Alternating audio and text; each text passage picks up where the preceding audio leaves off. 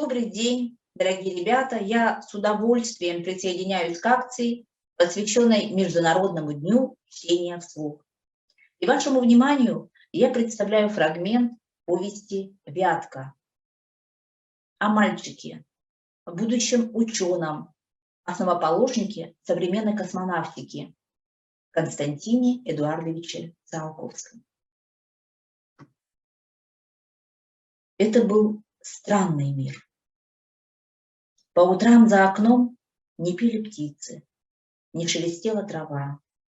Собаки лаяли совершенно беззвучно, а мужики, то и дело ругающиеся на улицах, широко раскрывали рты.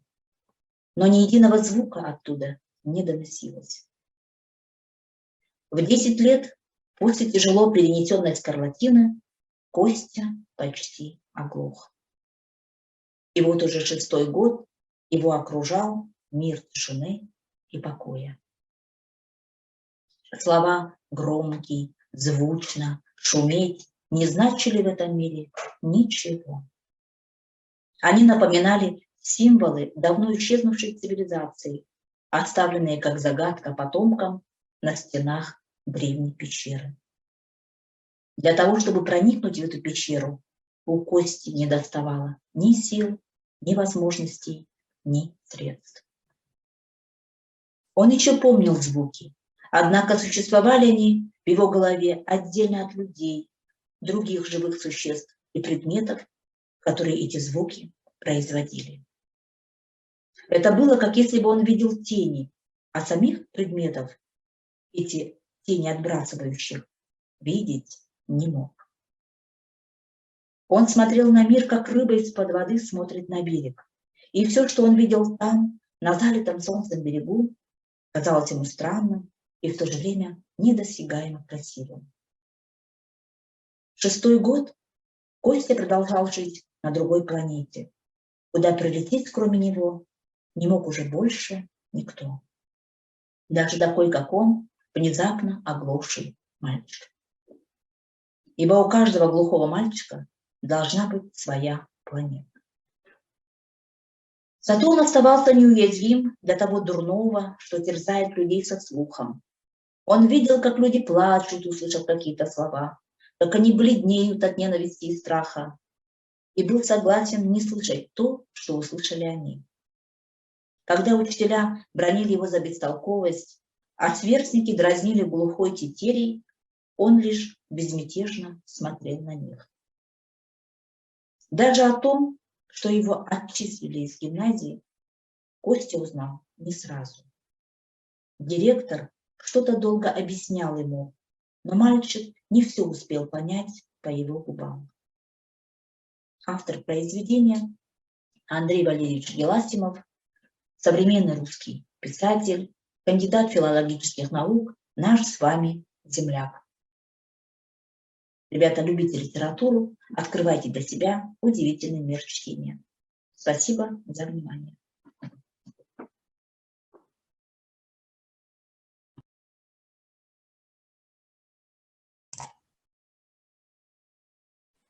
They say that we live only once. I don't believe that's true, as we become different people depending on what we go through.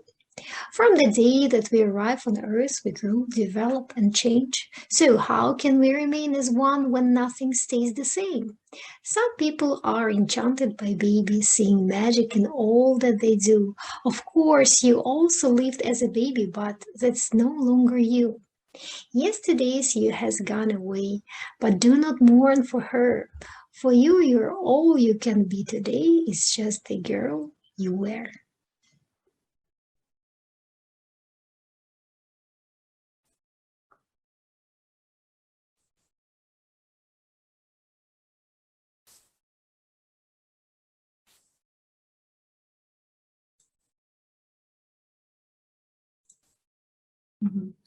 Здравствуйте всем. 안녕하세요. Как вы все знаете, вчера наступил Новый год по лунному календарю. В Корее Новый год называется Соллаль. И сегодня я хочу вам прочитать, рассказать о корейском Новом годе на корейском языке. Итак, 설날. 한국에서 음력 1월 1일은 설날입니다. 설날은 새해 세 달 첫날 맞이하는 한국의 큰 명절이지요.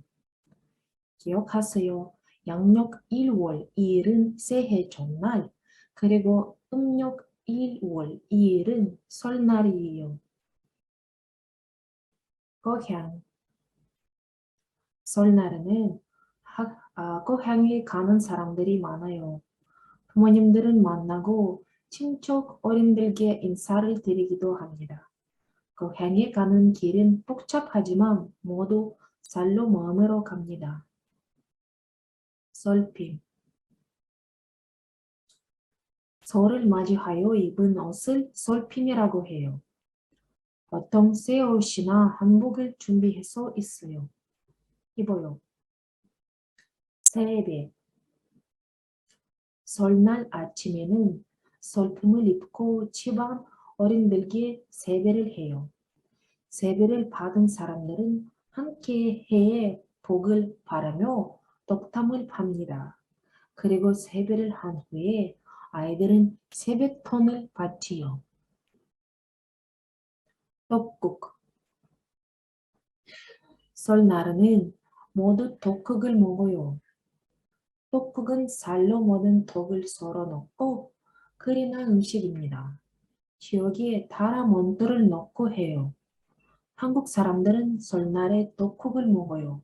나이가 1살 맞이다고 하지요. 인사말. 설날에 하는 특별한 인사말이 있습니다. 새해 복 많이 받으세요. 여러분도 새해 인사를 나누어 보세요. 윷놀이. 윷놀이는 설날에 하는 가장 대표적인 정떡놀이입니다.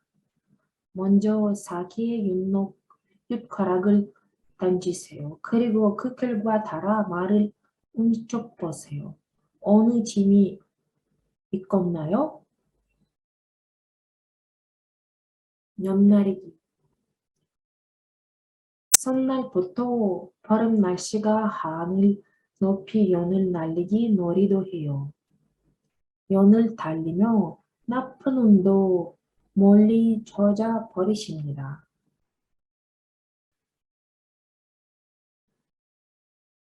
제기차기. 발로 제기는 자는 놀이입니다. 하나, 둘, 셋. 여러분, 몇 개까지 잘 수 있어요?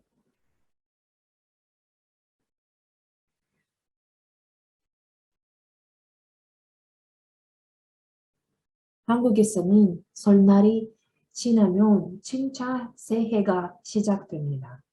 여러분, 새해 복 많이 받으세요. На этом у меня все. Спасибо вам большое. 안녕히 가세요.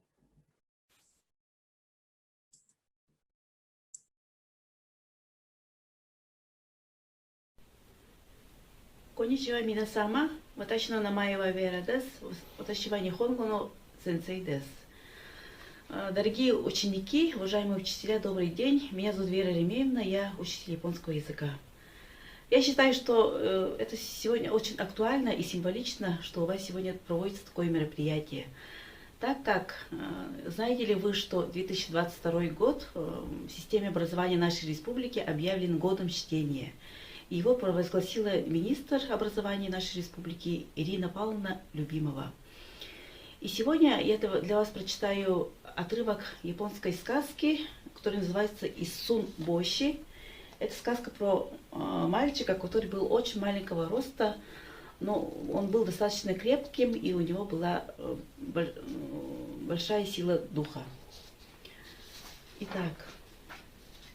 昔々、子供がいないおじいさんとおばあさんは神様にお願いをして交尾くらいの男の子が生まれました。名前はイスンボシとしましょう。2人がたくさんご飯を食べさせたので、イスンボシはとても元気になりました。Но вот говорится о том, что давным-давно жили пожилые уже бездетные дедушка и бабушка. У них долгое время не было ребенка, и они каждый день молились Богу, чтобы он им подарил ребенка. И вот однажды они нашли крошечного мальчика, и его кормили, хорошо кормили, и он медленно рос, но был здоровым и крепким. Джи сама, ба сама, оя мияко мите китай, исун бошева харьо катана ниште, кошини саши овани нотте кава о ноботте икимашта. Мияко ни цуита исун бошева хаджиме ни дайджин но яшима ни икимашта. И вот однажды поехал из Сунбоши в большой город, и он впервые увидел такой большой красивый дворец. И там, оказывается, жил большой начальник, но он попросил, чтобы его взяли на работу. Арухи охиме сама га омай рио суру ноде исунбоши га тотемо о суру кото ни наримашта. Дайджин ба карада ва чисай кередо генкина исунбоши о тайсо кини тоимашта. Вот у большого начальника была дочка очень красивая, ее звали Охиме Сама. И однажды они пошли с Исунбоши гулять. Омайри га бучи ни сунде кайро тошта токидес. Умасона мусме джаа то омоймашта. Они га тоцудзен Охиме Сама ни осой какаримашта. Когда они возвращались, они встретили внезапно вот такого черта, да? И черт подумал: о, какая красивая девушка. И хотел Исунбоши ва онино кучино нака ни ите катана де онино онака но нака ни чкури шите итте коря коваймашта. Злое чудовище проглотило Исунбоши, но Исунбоши не растерялся. Попав внутри живота чудовища, Исунбоши ткнул его живот изнутри своим мечом, который он сделал из швейной иголки. От неожиданности чудовище выплюнуло Исунбоши. Онива Исунбоши хакидаши нигите шимаимашта. Оя кадзуши га очиде ирува. Кадзушиде учиде васурите шимаимашта. Охиме сама ва ваташи но се о такаку ни шите кудасай то имашта. Чудовище, испугавшись, убежало, но он забыл свой волшебный барабанчик, который исполнял желания. И единственным желанием Исунбоши было, конечно же, чтобы стать как все ростом. Да? Охиме сама га кодзуши о уцуто Исунбоши но се га такаку ни нари рипана вакамоно ни наримашта. Исунбоши ва оджи-сан то оба-сан о йоби Охиме сама то киккон шите сиавасе-ку сикацу о шимашта. Ну и в конце волшебный барабанщик исполнил желание Исунбоши. Он стал нормального роста, приятным молодым человеком. Они с Химе Сама поженились и позвали отца и маму Исунбоши и жили все вместе счастливо.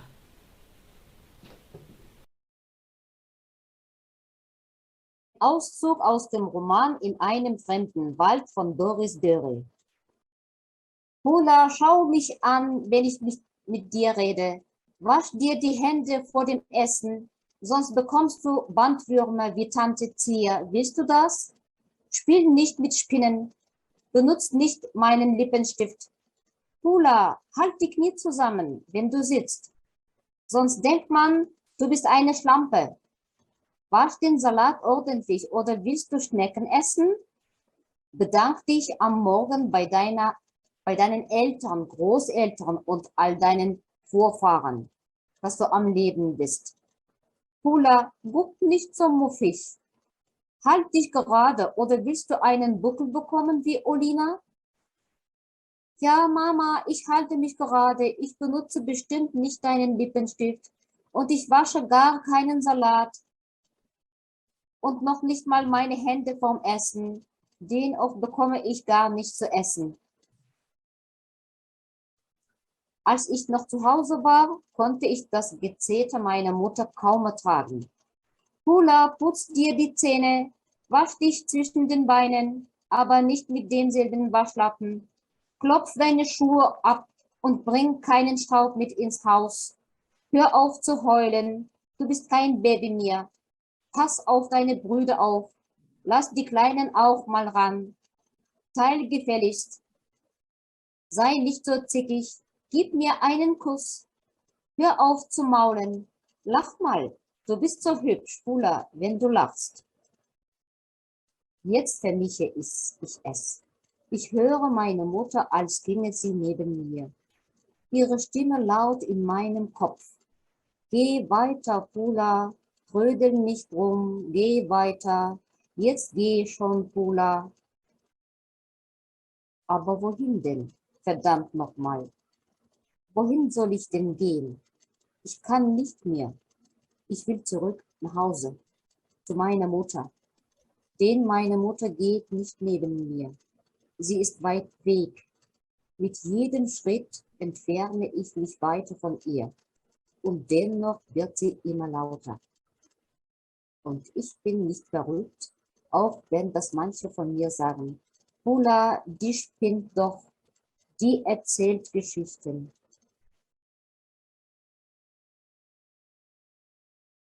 The Girl Who Never Made Mistakes by Mark Pett and Gary Rubenstein. For Beatrice Bottomwell, Friday began like any other day. She matched her socks, and of course, she put her shoes on their proper feet. She remembered to feed her hamster, Humbert, his favorite food, broccoli. And when she made a sandwich for her brother Carl's lunch, she used exactly the same amount of peanut butter as jelly. When she stepped outside to greet her fans, she didn't forget to say good morning and thank you. They asked if she made her bed. She had. They asked if she forgot to do her math homework. Nope. What about tonight's talent show? They asked. I'm ready, said Beatrice with a smile. After all, her juggling act had won 3 years in a row. Most people in town didn't even know Beatrice's name. They just called her the girl who never makes mistakes, because for as long as anyone could remember, she never did. Unlike Beatrice, Carl made lots of mistakes. He ate his crayons, and he drew with his green beans. He danced with his hands and played the piano with his feet. Carl loved to make mistakes. At school, Beatrice was on a cooking team with her 2 best friends, Millie and Sarah. To make their giant rhubarb muffins, they needed 4 eggs. Beatrice went to the refrigerator and carefully chose the biggest, eggiest eggs she could find. But on the way back, her legs slipped out from under her. The eggs went flying. Beatrice was about to make her first mistake, but she didn't. That was close, thought Beatrice. For the rest of the school day, Beatrice could not stop thinking about her almost mistake. On her way home from school, Beatrice watched Millie and Sarah ice skating in the park. "Come join us," said Millie. "It's fun," said Sarah. Beatrice watched them slip and slide on the frozen pond. Millie and Sarah laughed as they wobbled on the ice. "No, thanks," said Beatrice. At supper, Beatrice barely touched her food. "Is everything all right, kiddo?" asked her father. "I'm worried I'll mess up tonight," said Beatrice, "and everyone will be watching." "Worry? You don't make mistakes," he said with a smile. Beatrice tried to smile too. After supper, Beatrice got ready for the talent show. First, she woke Humbert from his nap. Next, she got the salt shaker from the kitchen table. Finally, she filled a balloon with water. The school auditorium was packed. Beatrice felt her stomach jumping around inside her. Beatrice waited for her juggling music to begin. "That's her! That's the girl who never makes mistakes," said a woman. "Oh, we know she'll be perfect," said a man. When the music started, she tossed Humbert into the air. Next, she added the salt shaker, and finally the water balloon. Beatrice didn't miss a beat. The crowd clapped with delight. But Beatrice noticed something odd about the salt shaker. The specks falling out of it were not white. Shoo! Humbert was so surprised by his sneeze that he grabbed the water balloon with his claws. Humbert, pieces of water balloon, and the pepper rained down on top of Beatrice. For the first time in as long as anyone could remember, Beatrice made a mistake, and it was a big one. The music stopped. Beatrice didn't know what to do. Cry? Run off the stage? The crowd sat stunned. They couldn't believe that the girl who never makes mistakes made a mistake. Beatrice looked up at Humbert. He looked back at her. His hamster fur was soaked and speckled with bits of balloon. Beatrice let out a giggle. The giggle grew into a chuckle, and the chuckle became a laugh. The people in the crowd looked at each other and then back at Beatrice. They began to giggle, then chuckle, then finally roar with laughter. Beatrice and the audience laughed until they couldn't remember why they were laughing. That night, Beatrice slept better than she ever had. In the morning, no fans greeted Beatrice. When she got dressed, Beatrice, for no reason at all, put a polka dot sock on one foot and a plaid sock on the other. Beatrice and Carl made sandwiches. This time, they put the peanut butter and jelly on the outside. They called it an outside PB&J.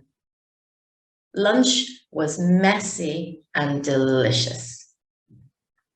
Later, Beatrice found Millie and Sarah skating in the park.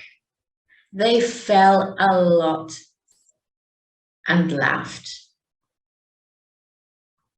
Now, people no longer call her the girl who never makes mistakes. They just call her Beatrice.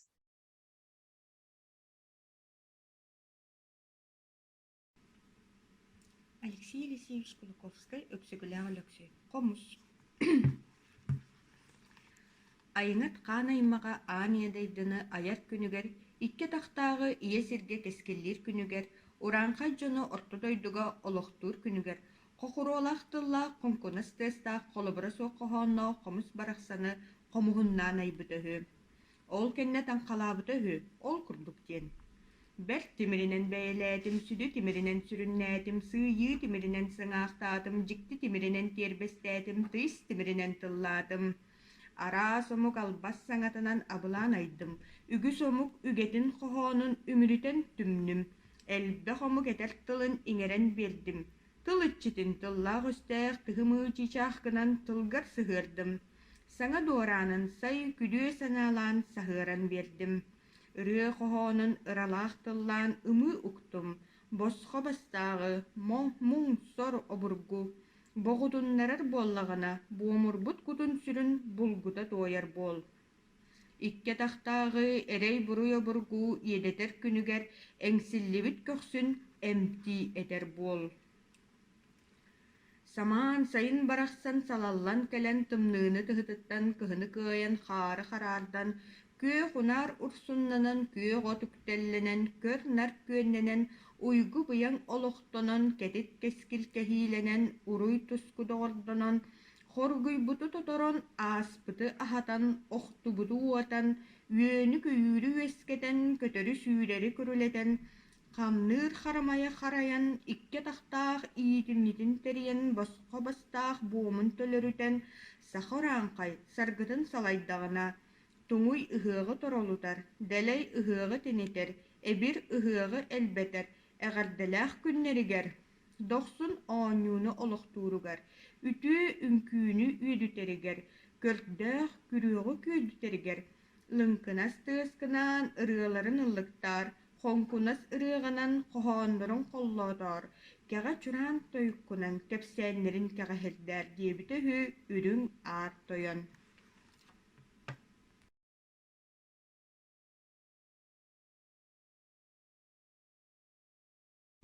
Hi guys, today I want to introduce you a really cool book by Lily Singh, How to Be a Boss. I had to find this book in London. It took 4 people and 3 days to find it, but I finally got it, and I want to share some of the thoughts in this book with you. So the chapter is called If You Can Do It, You Don't Have to Say It. If you tweet about going to hot yoga every day, but no one is around to read it, will you still sweat? Social media has gotten us into the habit of saying things instead of simply doing things. It's even led us to believe that saying something is the same as doing something. Of course, it's easy to convince people that what you say online is actually what you do offline. How would they know any better? You're behind a screen. Maybe you're actually at hot yoga, or maybe you're just in your apartment with the AC turned off and your legs mildly stretched out. But a boss knows that if you can do something, there is no need to say it. If you're going to talk the talk, then you have to walk the walk. In fact, if you can walk the walk, I really see no need for you to do any talking unless you're specifically asked about the walk you're providing. Less talking, more walking. People often say words lie and actions speak the truth. I used to think that was a great saying, but then I heard a motivational speaker by the name of Trent Shelton say something even better. He said, words lie, action lie too. Consistency speaks the truth. My jaw dropped at the accuracy of these words. Talking about something doesn't make it true. Action is only meaningful if it's consistent. A boss knows that if you want to be taken seriously, you need to show people who you are and then keep on showing them. Don't tell your boss you work hard. Let your work prove it. Don't just tell your girlfriend you're loyal. Be loyal. Don't tell your opponent you're going to knock them out. Just knock them out. 大家好，我叫丽娜老师。因为现在在中国过春节，我的课文名称是《中国新年的传说》，作者是雷伯。农历新年是中国最古老的传统节日，对中国人来说，过新年是生活中最大的事之一。每逢新年，人们挂灯笼、贴对联、穿新衣、放鞭炮、舞龙舞狮等，大家沉浸在热热闹闹的欢庆之中。说到新年，这里还有一个传说故事。很早以前，有一个名叫年的怪兽，每年在冬去春来之际出来，大家都很害怕年，因为它会破坏庄稼，攻击人，特别是小孩，甚至吃人。由此，人们想方设法把年吓跑。当人们发现年害怕象神和红颜色时，就用加鼓、放鞭炮、挂红纸的方法把年赶走。从此年再也不敢出来伤害人了。大家用过年来形容赶跑了年。今天人们继续用放鞭炮、贴对联、敲锣打鼓、舞龙舞狮来过年。不过人们的目的不再是赶走年了，而是借此和家人团聚，走亲访友。大家兴高采烈，欢天喜地，庆祝农历新年的到来，并寄希望在新的一年中过着平安和幸福的生活。 Genius by Lewis Cooper. If you want to marry my daughter, said the king, you must prove yourself worthy of her hand. Anything, cried the poor young man. I love the princess, and I will brave any peril for her. The princess stood behind the throne crying. Right then, said the king, you must climb to the top of the ice mountain and fetch the magic lamp that a wicked rival stole from me. I'll do it, the young man declared, and rushed from the throne room. The king chuckled. That's fixed him. The cheek of it, poor as a church mouse, and weedy too, and he thinks he's good enough to marry my daughter. Well, he won't be back. The princess was still crying. The young man might have been poor and weedy, but his love for the princess gave him courage. He struggled up the freezing, slippery slopes of the ice mountain, and he found the wicked rival's hideaway where the magic lamp was hidden. Holding the lamp, he wondered what sort of magic it could do. You were supposed to rub magic lamps, weren't you? Well then, he rubbed the lamp, and whoosh, a cloud of purple smoke burst out, and the genie appeared. The genie was tall and handsome and proud, and he said, "Who are you?" "I'm a poor young man who loves the princess, and when I take the magic lamp with you in it back to the king, he'll let me marry her," said the young man happily. "In your dreams," snorted the genie. He reached out and grabbed the young man. "I've been in that lamp for 100 years and I'm fed up with it, so you can take my place. In you go." And with another puff of smoke, the young man vanished into the lamp. The genie picked up the lamp, grabbed the magic carpet that was rolled up in a corner, and told it to take him to the palace. "I've brought your lamp," he announced as he strode into the throne room. "It isn't magic anymore, but I am, and I claim your daughter's hand in marriage." The king looked at the genie. Tall and handsome and magic too. "That's more like it," he said, and turned to the princess. "Daughter, this is your future husband." The princess stopped crying. "Oh, goody," she said. "I was so afraid I'd have to marry that poor, weedy creep instead."